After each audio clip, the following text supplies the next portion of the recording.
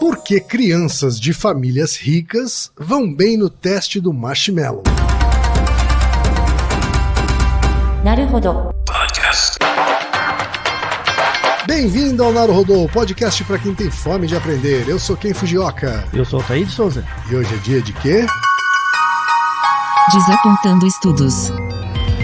E antes do episódio de hoje, a gente tem um recado da HostGator, que eu vou passar para vocês com muito carinho, porque a HostGator está ajudando a viabilizar o podcast Naruhodo. A HostGator é uma empresa de hospedagem de sites que acha que a sua ideia merece um site. Acontece o seguinte, a empresa está comemorando 10 anos no Brasil e quer que a sua ideia ganhe vida com o site. Quer que você tire o sonho do papel e coloque na internet. E a HostGator tem tudo o que você precisa para ficar online. Ela tem hospedagem de sites com melhor custo-benefício e domínio grátis no primeiro ano, hospedagem WordPress com domínio grátis sempre que renovar o serviço, criador de sites com domínio grátis sempre que renovar o serviço, servidor dedicado, registro de domínio.com e .com.br por R$ 26,99 no primeiro ano, revenda de hospedagem para quem quer começar a empreender e um desconto exclusivo de 50% para ouvintes do Naruhodo e de toda a família B9. É só você acessar www.hostgator.com.br/B9. HostGator se escreve assim, ó, HOSTGATOR. www.hostgator.com.br/B9. Sua ideia merece um site. E quem vai colocar vida nisso é a HostGator. Vamos para os recados da paróquia, Altair? Bora. Número 1, vai no apoia.se e deixa sua contribuição. Já agradecemos. Número 2, vai no iTunes Store e deixa 5 estrelas e um comentário. Isso aí. E número 3, apresente o Naruhodo para uma amiga ou um amigo que não conhece o Naruhodo ou que nunca tem ouvido um podcast. Vamos aumentar o tamanho da podosfera. É isso aí. Antes da pauta, mais um recado. Naruhodo está abrindo espaço para o podcast das Minas, porque representatividade é importante também na podosfera. O destaque de hoje vai para o podcast O Pódio é Delas, comandado pela Tamara Finardi, pela Andréa Maidana, pela Caroline Siqueira, pela Renata Medina e pela Maria Júlia. Ouça o recado que elas deixaram para você, ouvinte do Naruhodo, e ouça o podcast O Pódio é Delas. O Pódio é Delas é o seu podcast onde o lugar mais alto do pódio é das mulheres. Porque é no lugar mais alto que queremos fazer ecoar a voz de toda a mulherada, em um programa esportivo apresentado apenas por mulheres e sobre mulheres no esporte. Eu sou a Andréa Maidana. Eu sou a Renata Medina. Eu sou a Tamara Finardi e completam o nosso time a Maria Júlia Correia e a Carol Siqueira. Juntas, apresentamos o programa semanalmente, ao vivo, nas terças-feiras, às 21 horas, na rádio web armazém.net. E o podcast é disponibilizado no Mixcloud e na nossa página do Facebook, O Pódio é Delas. Hoje eu vou jogar pra ganhar. Eu nasci pra vencer, nada pode me parar. Somos mulheres guerreiras, verdadeiras heroínas. Juntas quebramos barreiras, vencemos. O Pódio é Delas. Altair, mais um episódio sugerido por uma ouvinte. E uma ouvinte especial que é uma das nossas patronas. É verdade. Temos várias, né? Ao longo do tempo conseguimos constituir uma base muito legal, com pessoas muito bacanas. É a Lisandra Lopes, tem 41 anos, que é juíza do trabalho de Mossoró, Rio Grande do Norte. É isso aí. Lisandra, muito obrigado por ser patrona, madrinha do Naruhodo há tanto tempo. É, né? Ela já acompanha o Naruhodo desde o começo, praticamente. É verdade. O que ela mandou, Altair? Um artigo da The Atlantic, né, um site bacana. Link no post, que comenta, ou é uma matéria sobre uma nova edição de um experimento que já foi realizado no passado com crianças e marshmallows. E ela comenta o seguinte: eu gostaria que vocês comentassem a nova edição do experimento, pois aquele primeiro sempre me pareceu uma brincadeira superestimada. É tão difícil determinar as razões de um determinado resultado ou comportamento. E pelo que eu lia sobre esse teste, a impressão é de que, com base nele, atribuíam-se coisas demais à capacidade de, em certo momento da infância, adiar uma gratificação. Então aguardo ansiosa por esse episódio. Então chegou a hora de falar sobre ele, né? Chegou a hora de falar sobre ele. Acho que a gente precisa começar falando sobre o experimento original. Isso, explicando. Né? Você já ouviu falar desse experimento do marshmallow? Já, ele é um clássico. Né? Isso, inclusive um clássico. tem... Acho que teve propaganda já, ou programinhas de TV que fizeram. Isso, já teve programas de TV que já reproduziram, inclusive, esse experimento. Porque ele é um experimento simples, né? Só Simples. precisa das criancinhas, né? Uhum, E do marshmallow. E uma câmera. Isso. Né? E é engraçado, tem no YouTube, a gente coloca um exemplo de um experimento feito que não é ligado ao experimento original, mas dá pra ter uma ideia de como funciona. Certo. Tá? O experimento do marshmallow, ele é um experimento sobre autocontrole. Tá? O grande objetivo é avaliar a ideia de autocontrole. E ele foi feito, né, por... O principal psicólogo é da área de psicologia, vem dos anos 70. A primeira vez que ele foi feito foi em 1975, esse experimento, tá? Pelo Walter Mischel e a Nancy Baker. É um artigo clássico da psicologia. Fizemos um outro episódio há algum tempo atrás, falando sobre o experimento da prisão de Stanford, por exemplo, se ele era fraude ou não, discutindo isso. Quem tiver interesse, ouça. Também é outro experimento clássico da psicologia. Mas para começar, eu quero deixar claro que esse experimento do marshmallow, ele é naturalmente diferente do outro. Certo. Tá? No caso Por quê? Então, no caso do experimento da prisão de Stanford, ele foi um experimento naturalístico com muitas falhas, não só no método, como na própria questão ética do experimento. Tá? Vocês ouvindo o episódio sobre Isso. a prisão de Stanford, vocês vão entender sobre o que a gente está falando. Tem a discussão sobre isso. Então, o experimento de Stanford é um experimento que não é para ser repetido. Não que a pergunta que ele tente responder não seja válida, mas ela pode ser respondida de outras formas, que até podemos fazer um episódio tratando disso. Tá? O experimento do marshmallow, ele é muito diferente. Ele é um experimento feito de forma consensual, bem feito, na época, em 75, tá? Pelo Mischel e a Baker. Ele é um experimento com um termo livre esclarecido na época, que era uma novidade nos anos 70.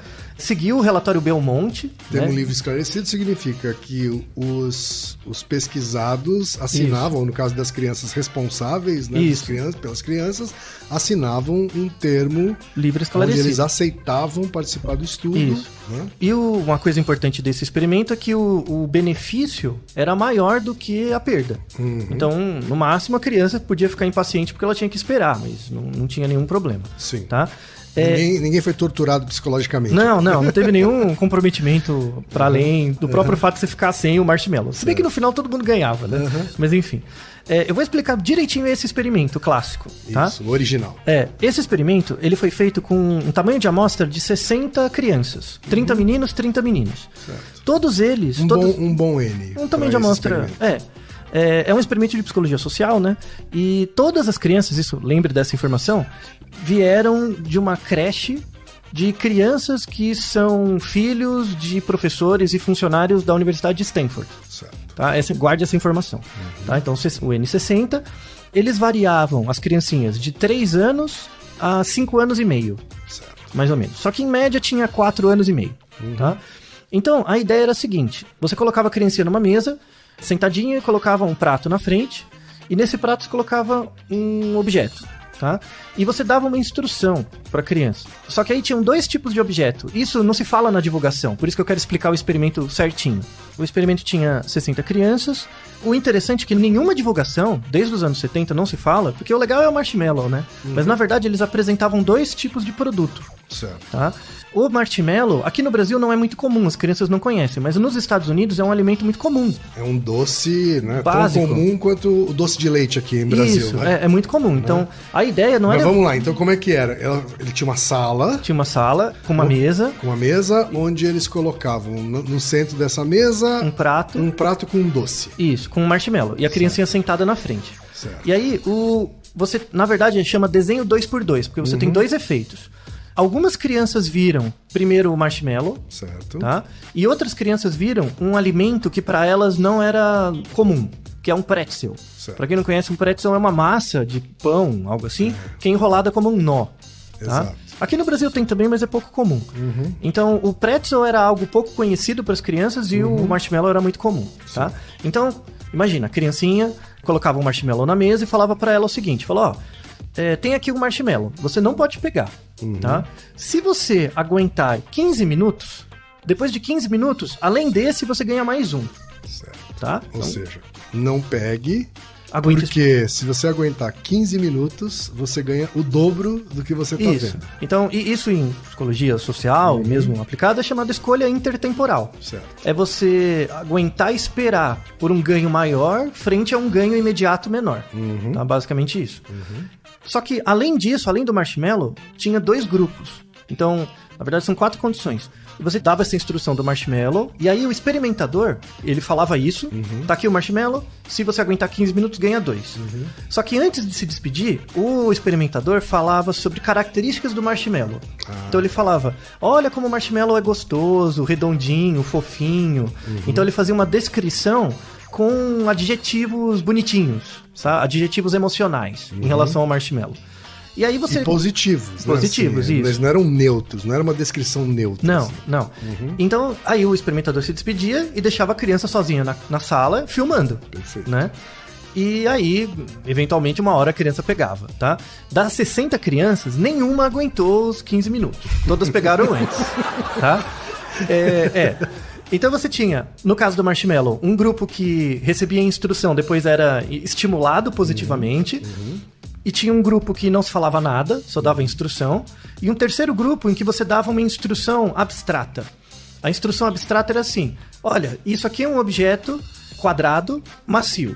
Só uma descrição completamente objetiva, tá? E via quanto tempo as criancinhas esperavam. Tá? Fizeram isso com o marshmallow e depois fizeram com o pretzel. A mesma coisa. Um alimento que era pouco conhecido. Pouco conhecido, isso. Então colocava a instrução afetiva, a instrução descritiva e sem instrução. Certo. Tá? Em média, se você pegar todas as crianças, em média, elas aguentavam 8 minutos. Tá? Dos 15, elas aguentavam metade do tempo. Se juntar todo mundo, tá? 8 minutos. Mas eu imagino então que tinha diferenças entre os grupos. Isso, As crianças do grupo controle, elas iam de acordo com a média. Elas esperavam 8 minutos e meio. Certo. Tá? Sem instrução, né? Independente do produto. Para os 2 produtos, ela, né? Sem a descrição. Sem a isso? descrição. Não tinha Isso. nenhuma descrição exageradamente positiva, nem a descrição neutra. Descritiva, isso, não tinha. Tá? 8 minutos, ela aguentava metade do tempo. E aí ela pegava e comia, obviamente ela perdia um segundo, mas já tinha comido, né? No caso do marshmallow, né? Quando você tinha aquela ativação emocional, né? A criança esperava só 5 minutos. Ela esperava menos do que o controle. Tá? Quando tinha instrução abstrata, que era quadrados, coisas que para ela mesmo são abstratas, representações mentais, ela esperava em média 13 minutos. Olha só, então uma descrição mais objetiva... Na verdade, aumentava o autocontrole. Aumentava o autocontrole. Uma descrição mais publicitária... Isso, exato. Diminuía. Diminuía o autocontrole. Ou aumentava a impulsividade. compulsão, a impulsividade. Isso. E por quê? Porque quando a criança pensa no marshmallow, pequenininha, né? Lembra que ela tem no máximo 5 anos. Vem pra ela que é fofinho, que é gostoso. Então, quando você dá uma instrução parecida... Docinho. Isso. Quando você dá uma instrução parecida com o que ela tá pensando, então é aquilo mesmo. Aí aumenta, diminui o autocontrole. Certo. Quando uma descrição abstrata, é muito diferente do que ela pensa, né? Certo. Então, a mensagem é diferente da expectativa, né? Então, a persuasão é negativa, tá? Dica para os publicitários, né? Quando o alimento é irrelevante, né? Que é no caso do pretzel... Quando você dá ativação, olha, é gostoso, é fofinho, é, sei lá, né, do pretzel, é docinho, as crianças esperavam quase 15 minutos, para quase o tempo todo. Elas usavam quase o período todo. Para um produto, então, que é um alimento que para elas é mais desconhecido, mesmo uma abordagem mais publicitária, digamos... Então, aumentava o autocontrole. Aumentava o autocontrole em vez de diminuir. Quando era descrição abstrata, né, ela levava 4 minutos. Você diz a objetiva. Desculpa, a objetiva. Quando era descrição objetiva, ela levava bem menos. Olha só. Então é o contrário. Então, na verdade, tem a ver com o pareamento da mensagem em relação à expectativa do indivíduo. Né? Mesmo em crianças pequenas. Tá? Então, como é um alimento irrelevante que eu não conheço, a descrição objetiva me ajuda mais a entender. Porque eu pareio com coisas que eu conheço. Perfeito. Entendeu? Então, eu não sei se é fofinho, porque eu nunca comi, nunca vi, não achei assim gostoso e tal. Mas quando você dá uma descrição mais objetiva, aí tem esse pareamento. Tá? Bem mais complexo do que a maneira como o artigo foi publicizado. Bem mais complexo também do que os vídeos que reproduzem o experimento em programas de TV, porque tem um objetivo mais de entretenimento. Exato. Isso mostra que é a diversão de um adulto ver a criança salivando diante do mal, marshmallow. Esperando, né? Mas isso mostra, por exemplo, o cuidado dos pesquisadores. Tá? É um experimento bem conduzido, os pesquisadores são bons e tal. Muito melhor do que o conhecimento superficial que a gente tem sobre o experimento. Lembrando que ele é de 1975, tá? Muito bom, um experimento interessante. de comportamento social. É interessante, vale para várias áreas, para publicidade, pode dar insight. E tem vários aprendizados aí, só aí, né? Isso, então. Primeiro aprendizado tem que proibir publicidade para criança. Começar por aí, né? Começar por aí. Isso é a primeira coisa, tá? Então, nem precisa falar, né? Você já percebeu por conta própria. E a outra pergunta que me vem à cabeça é assim, o quanto isso é verdade para adultos? Porque eu imagino que tem experimentos também com adultos sobre autocontrole. Exato, então. Nessa área de 1975 era quando os estudos de autocontrole estavam aparecendo. Certo. Então isso é uma decorrência natural, né? Se viu que para adulto, parecido. É parecido. Então, quando você faz uma mensagem que é parecida com a expectativa da pessoa, aumenta a aderência, aí diminui o autocontrole, tá?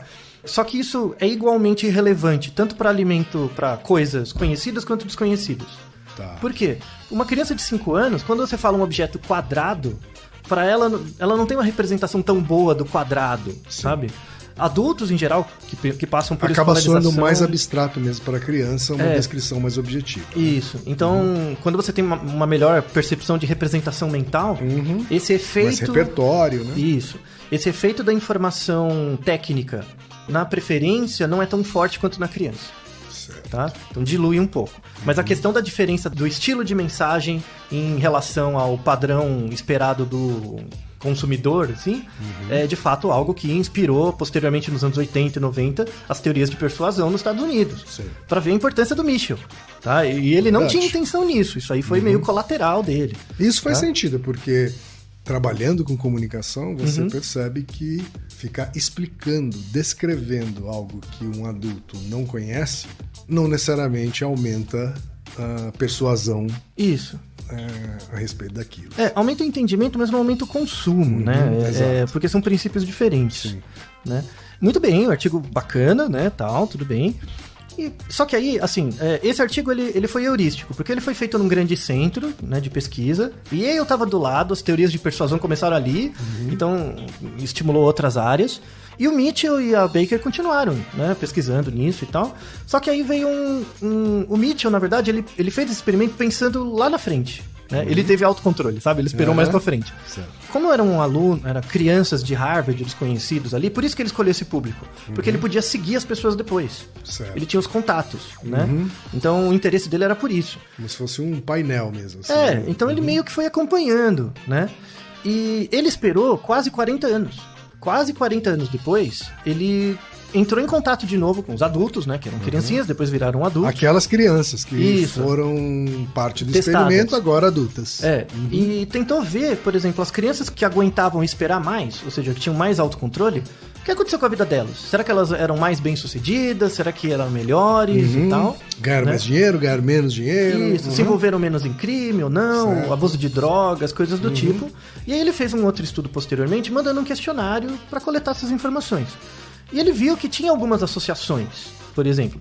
Tinha algumas associações, aí ele aplicou um teste de QI, por exemplo, coletou informações da vida das pessoas, e ele reparou que as criancinhas que tinham mais autocontrole, depois foram adultos com QI um pouco mais alto e que tinham um desempenho profissional melhor. Tá? Só que aí, esse estudo depois de 40 anos foi o final de um processo, mas ele foi fazendo outros trabalhinhos, né? Porque ele achava que o autocontrole, ele é um indicador positivo, né? O autocontrole, pensando na neuropsicologia, ele é ligado ao comportamento de autocontrole a dois processos cognitivos, que é o processo de inibição. Então, quando eu tenho que esperar para ter um ganho posterior, eu tenho que inibir, né, minha volição, né? Eu tenho que esperar, tá? Então, ele é importante para isso. E ele é importante com o controle de função executiva também, tá? O autocontrole. Porque função executiva é tipo a disposição do indivíduo para atingir um objetivo. Para você atingir um objetivo que está no futuro, você tem que ter autocontrole, né? Para você não se desviar para outras coisas para ter o sucesso, né? Então ele achava, e faz sentido, que o autocontrole era relacionado com sucesso. Em geral, né? Então, era uma linha de pesquisa válida, precisava ser testada e tudo mais. E isso, na verdade, estimulou muitos pesquisadores. Então, tem uma linha dos anos 80 e 90 na psicologia social que achava que você devia fazer treinamento de autocontrole para as crianças. Você tem que fazer controle inibitório com as crianças. Aí esse teste do Marshmallow ficou alguma coisa heurística. Eu já vi, por exemplo, não é coisa de escola, mas pais que queriam fazer o teste do marshmallow pra ver se a criança aguentava. Então meu filho tem autocontrole, logo ele vai ser bom. Sabe essas expectativas que pai doido fica criando? Que não faz nenhum sentido, ele não tem controle nenhum sobre isso, né? Mas enfim, e isso alimentou muito. Então você tem vários trabalhos que tentam correlacionar QI com autocontrole, capacidade cognitiva, desempenho em testes de personalidade, de psicológicos com autocontrole, tá? E isso ganha força, Certo. né?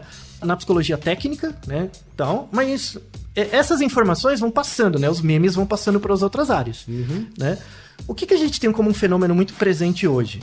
É uma ideia chamada meritocracia, né?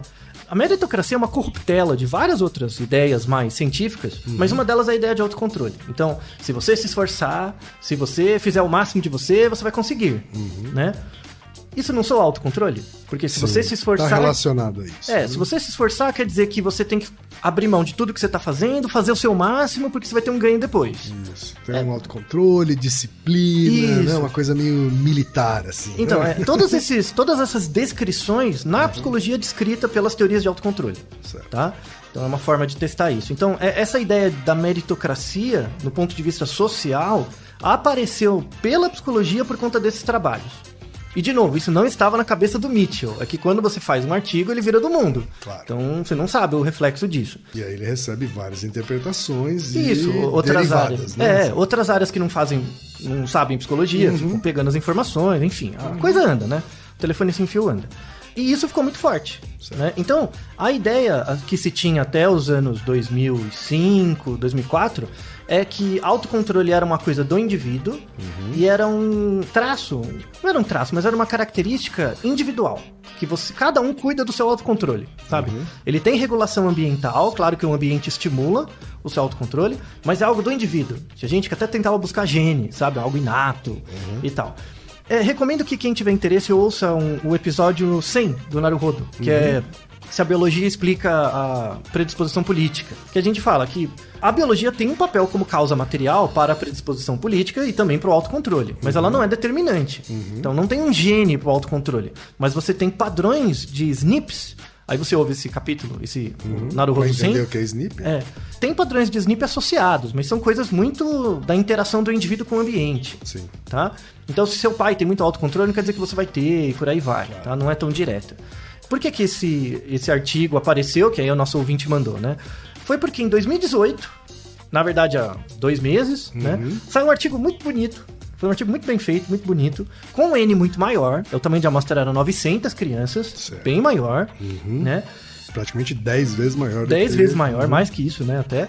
Refazendo esse estudo. Então eles refizeram o estudo. O estudo do Marshmallow, ele foi reproduzido mais algumas vezes. Certo. Foi feito em 75, depois nos anos 90. Só que o estudo de 75 e dos anos 90, os dois eram com populações, com públicos homogêneos e de classe média alta. Certo. Tá? Então, como você nivelou pela renda, o que explicava o comportamento era de fato a variação individual. Então, só para começar a fechar, né, o assunto. Autocontrole é correlacionado com QI?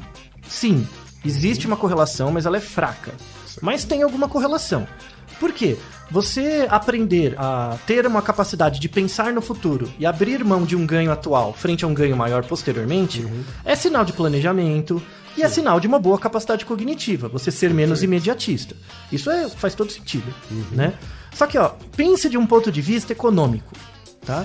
Então, o que você prefere, Ken? Ganhar R$10 agora ou R$1.000 daqui a um ano, tá? Então, você pode escolher, né? R$10 agora ou R$1.000 daqui a um ano. Só que, se você parar pra pensar, os R$1.000 daqui a um ano, hoje, não valem R$1.000. Sim. Por quê? Os R$1.000 você só vai ganhar daqui a um ano, não é? Claro.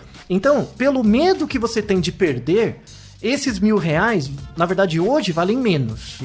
Não se sabe exatamente quanto vale. Na verdade, tem equações para descrever isso. Dá para saber mais ou menos. Mais ou menos, vale. isso. Tem equações que descrevem isso, que não são de economista, não é função de utilidade, tá? São funções estudadas em comportamento, em psicologia, que qual é o valor subjetivo atual de algo que, na verdade, está no futuro. Então, é R$1.000 no futuro, mas você traz para uma coisa atual, tá? Então, acho que vocês conseguem imaginar esse experimento, né? R$10 hoje ou R$1.000 daqui a um ano, tá? Agora, pensa o seguinte. O que você prefere? R$10 daqui a um ano ou R$1.000 daqui a 10 anos. Eu fiz o mesmo experimento, só que eu joguei o momento presente 1 ano pra frente. Certo. Entende? 1 ano pra frente, tá? O que acontece? Como você joga o ganho próximo mais pra frente, a diferença entre 100, entre 10 e R$1.000 se torna menor também. Então chega uma hora que tá tão longe que fala, tanto faz. Sabe, a diferença entre 10 e 1.000 não faz mais diferença, tá? E isso também é experimento de autocontrole. Tá? Então, quando as pessoas tomam decisões financeiras, né, elas levam em conta isso. Essas coisas. O Marshmallow de hoje é um investimento no banco de amanhã, tá? E... Agora, uma coisa é você fazer essa pergunta para um grupo homogêneo. Isso. Outra coisa é você falar com uma pessoa que está passando necessidade e perguntar se prefere 10 hoje ou 100 daqui a 1 ano. Exato. E foi isso que aconteceu no ela artigo vai falar, bom, eu preciso fazer supermercado hoje para ter o que comer lá em casa, Exato. então eu quero 10 agora. Exato. E você vê que agora o contexto, ele tem uma capacidade explicativa muito maior do que o QI individual. Porque, de fato, é mais adaptativo numa situação de desfavorecimento. O futuro está muito na frente para quem está privado. Claro. Então é melhor pegar o agora. Claro. Então pense no contrário. Em vez de ganho, de perda. O que você prefere? Perder R$10 agora ou perder R$1.000 daqui a 1 ano? É perda, não é ganho. Então o que acontece? Você vai trazer essa perda, né, que está 1 ano na frente, para o presente. Você vai perder menos, não é? Então você ganha mais. Sim. Então o que a pessoa prefere num contexto de perda? Jogar a perda para frente. Num contexto de ganho, as pessoas tendem a preferir, em geral, o ganho presente. Quando a diferença entre o hoje e o pra frente não é muito grande, tipo, R$10 hoje, R$20 daqui a 1 ano. Elas dão preferência por ganho presente. Quando é perda, elas preferem jogar a perda pra frente. Tá? Quando a perda sempre acontece, você tá numa situação com pouco dinheiro, com desfavorecimento e tal, você se torna mais impulsivo mesmo. Porque você não sabe o que vai ser de você do futuro. Sua capacidade de planejamento é menor mesmo, né? Esse artigo de 2018, ele colocou mais uma variável, além do tamanho de amostra maior. Ou por causa do tamanho de amostra maior, né? Você consegue ter... Você consegue ter mais outras variáveis. Isso. Né? E você tem mais validade externa, né? Mas a gente vai deixar na descrição esse artigo atual, né? Ele teve um cuidado, os pesquisadores, em coletar uma amostra mais representativa da população. Sim. Né? Então eles pegaram, por exemplo... A amostra mais representativa da população significa ter uma proporcionalidade mais próxima Isso, do entre universo. Certos estratos, Né? entre certos estratos. Só para explicar para quem não trabalha com pesquisa. Isso. E um desses estratos era a renda. Então eles colocaram a variável renda. Eles colocaram raça também. Isso, não é? cor, Etnia. várias coisas. Eles fizeram vários estratos e controlaram para várias coisas. O tamanho de amostra permitiu, né? E aí eles viram 2 dados interessantes. Primeiro, essa diferença entre na espera, né, diminuiu muito. Isso não é um efeito do experimento. Na verdade, é um efeito dos nossos tempos. Então, por exemplo, voltando ao experimento anterior. No experimento clássico, em média, as crianças esperavam 8 minutos. Nesse experimento atual, elas esperavam 4, em média. Certo. Tá? Então, em geral, elas estão mais imediatistas mesmo. Mas não quer dizer que a criança está mais imediatista, quer dizer que elas conseguem as coisas mais rápido. Tá? Isso é importante. Então, mídias sociais, essa coisa. Não é só isso. É porque você tem um acesso maior, mais rápido a. Você resolve seus problemas mais rápido, Sim, em média. Claro. Então, seu histórico de aprendizagem na solução de problemas, em média, é mais rápido. Então, você é mais imediatista porque o mundo te dá as coisas mais rápido. Tá? Você só se adequa ao padrão ambiental. Tá? E aí, esse artigo mostra que ele faz o experimento do marshmallow, obviamente, quando as crianças pequenas, quando você dá a informação fofinha, elas comem antes, ele reproduz o experimento, tá? Só que nesse experimento eles coletaram um QI e não tem correlação entre o QI e o autocontrole. Perfeito. Não tem. Mas se eu pegar apenas a variável autocontrole, que é o tempo que você leva para comer, autocontrole e QI, só as duas dá associação. Certo. Tá? Agora, quando eu pego essa associação e controlo essa associação para renda, a relação entre autocontrole e o QI some. Então parece que a renda explica mais o QI do que o autocontrole. Né? E tanto é que eles segmentaram essa renda. Né? Eles pegaram, por exemplo, famílias em que só a mãe era educada, tinha nível superior, e uma outra parte que mães não tinham nível superior. Sim. Essa variável explicava até mais do que a renda. Então, a educação da mãe. por exemplo. Então, na verdade, você mostra um desenho mais complexo, mais contextual. Né? Então, o que estimula... autocontrole é relacionado com QI quando você trata de uma população homogênea. Se eu pegar uma população homogênea, olhar para ela, todo mundo igual, numa situação igual, as pessoas que têm um pouco mais de autocontrole vão ter um QI maior, e o QI tem alguma associação com um pouco mais de sucesso. Não é definitivo, mas um pouco mais. Em populações homogêneas. Em populações heterogêneas, essa associação some. Por quê? O que explica o sucesso? Não é o QI tanto, o QI explica um pouquinho, mas não tanto, mas muito mais a renda e a escolaridade dos pais. Sobretudo a mãe. Tá? E a escolaridade das mães, de alguma forma, também está associada à renda. Isso, então você herdada, tem né, isso, você assim. tem uma multicolinearidade entre a renda da mãe e a escolaridade dela, né? E a discussão do artigo é porque a mãe, né, porque ela tem mais interações, sobretudo na primeira infância do bebê, né, da criancinha. Então é um artigo que acaba questionando toda a ideia de meritocracia também, né? Exato. Que meritocracia, dentro de um contexto homogêneo, faz sentido. Num contexto heterogêneo, perde todo o sentido. Claro. Né?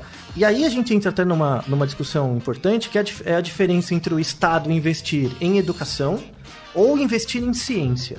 São coisas completamente diferentes. Sim. Tá?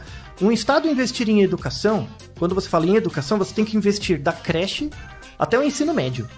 Isso é educação. Tá? A educação cobre essa parte. É você fazer com que os indivíduos ganhem certas competências e desenvolvam suas potencialidades até um certo nível esperado. Exercite a capacidade cognitiva. Isso, desenvolva e tal. Aí o autocontrole, ele é definido nessa fase. Sim. Você não vai ter autocontrole quando você está adulto. Óbvio. O desenvolvimento idiosincrático do autocontrole é na interação, principalmente quando é criança, até os 7, 8, 9 anos. Depois é só um prolongamento disso. Investir em ciência não é investir em educação. Investir em ciência é um interesse estratégico do país. Sim. Então, se o país quer ser competitivo em tecnologia e tal, ele investe em ciência. Se ele quiser, de fato, desenvolver a capacidade produtiva do país, ele investe em educação. Tá? Então, investir em ciência, você não está trabalhando o autocontrole das pessoas, nem meritocracia, nem nada disso. Você tem que começar antes. Você tem que garantir condições igualitárias, onde dentro de cada extrato... Condições igualitárias não quer dizer que tem que ser igual para todo mundo, mas você tem que respeitar as diferenças. E aí, dentro de cada extrato de diferença, aí as pessoas podem ter um nível de competição mais igualitário. Né? Tanto é que, só para vocês terem uma ideia do efeito social, né? Então, quando a gente fala o efeito da renda para a explicação do sucesso, é muito mais determinante. Renda é uma variável contextual. Diz respeito aos seus pais, a você, aos seus próximos e tal, né? E a capacidade produtiva do Estado, né? E um pouco de sorte, né? Sempre tem um pouco de sorte. E é uma renda absoluta ou relativa? Relativa. É uma renda per capita relativa. Então, se tem mais membros na família, dilui, né? A renda para cada indivíduo. Não é... Mas eu digo relativa em relação ao resto da população. Ela precisa ser mais rica do que o resto da população?